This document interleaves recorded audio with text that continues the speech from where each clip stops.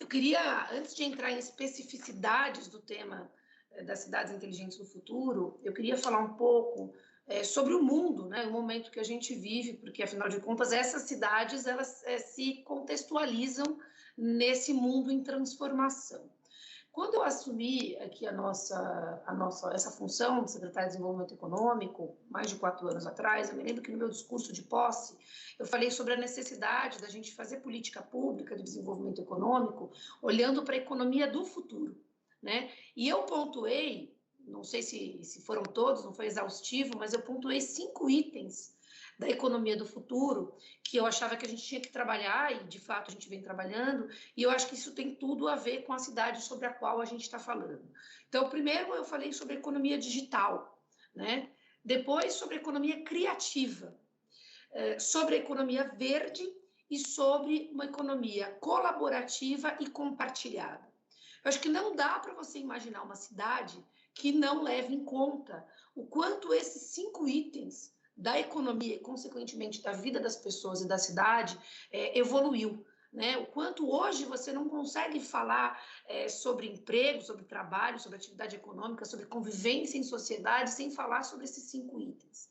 Então, eu acho que você também não pode falar sobre o que é uma cidade bacana, sobre o que é uma cidade cosmopolita, uma cidade moderna, uma cidade inteligente, se você não falar sobre esses 5 itens. Então, eu acho que esse olhar para a cidade está muito ligado a esse olhar para o que é essa nova economia, essa economia do futuro.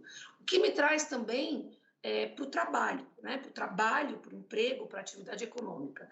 Eu não sou uma historiadora, né? Uma especialista, mas a gente sabe que a origem das cidades tem a ver com as trocas econômicas, né? A origem da cidade tem a ver com os mercados, com lugares de comércio, de troca, de encontro, e de fato, alguém disse, não sei se foi o Luiz ou foi o Caio, falou sobre 2 funções básicas na cidade, né? Morar e trabalhar, fora todas as outras que tem. Então, a gente não vai aqui falar sobre habitação, mas eu acho que o trabalhar ele tem muito a ver com a dinâmica urbana, a sua ida, a sua vinda, né, o dinheiro que você ganha, o dinheiro que você gasta, e eu como secretária do trabalho, eu olho para a cidade sob essa perspectiva.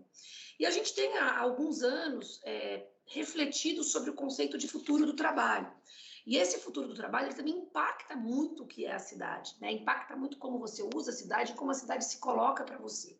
A gente sabe, antes da pandemia, tem vários estudos, aí, vários números, acho que não existe uma certeza, mas alguns atores falavam de 40%, 50% ou 60% dos empregos, dos trabalhos, né, das atividades profissionais, poderiam ou sumir ou se transformar radicalmente em 20 anos.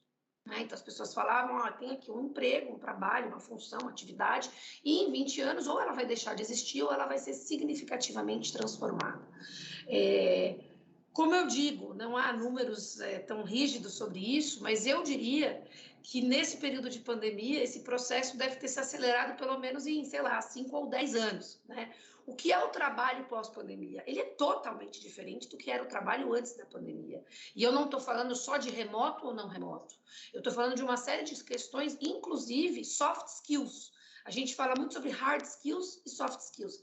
Hard skills são as atividades técnicas, os conhecimentos sólidos, né? A programação, o direito, a engenharia, o jornalismo, mas o soft skill é o como você lida com o seu trabalho, como você lida com a sua vida.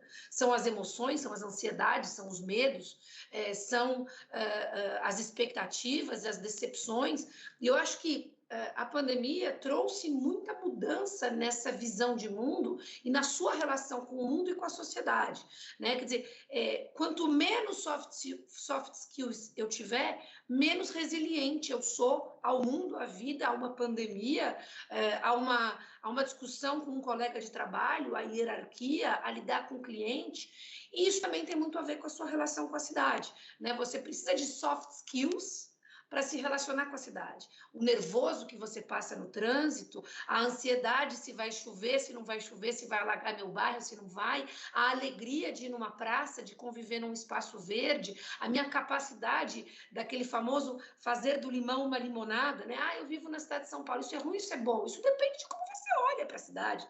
Se você ficar o tempo todo dizendo, eu queria viver na paz da Grande Araras, você vai ser infeliz em São Paulo.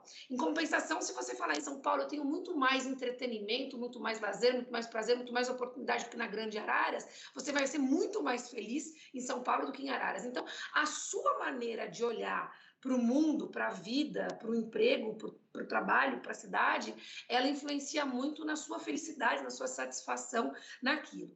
Né? Então, de